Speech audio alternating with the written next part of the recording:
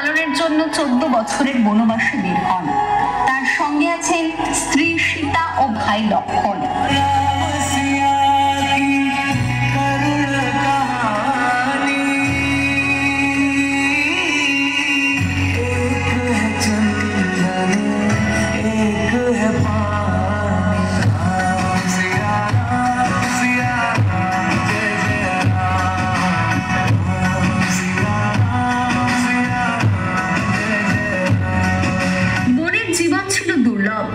একের পর এক প্রতিকূলতার সম্মুখীন হতে হচ্ছিল সকলকে, কিন্তু রাম, সীতা ও লক্ষণ একত্রে সাহস ও বুদ্ধি দিয়ে প্রতিটি বিপদ কাটিয়ে ওঠে।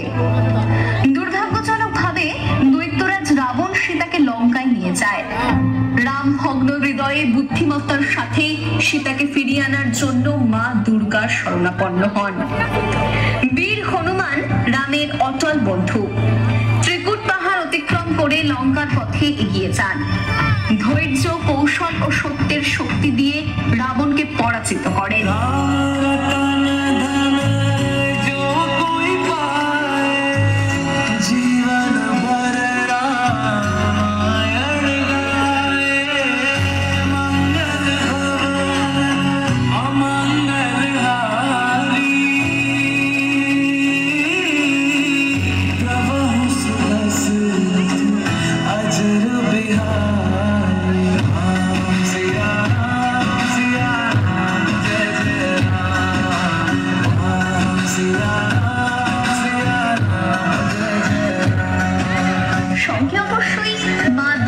আশীর্বাদের হাত মাথার উপর রাম, সীতা ও লক্ষণ অযোধ্যায় ফিরে আসেন।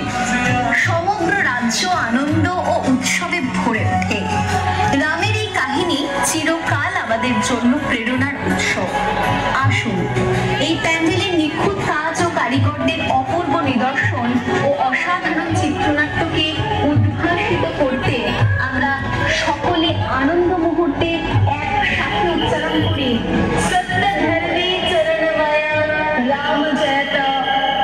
धैर्य निष्ठा भक्ति माया जीवन माया प्रभात।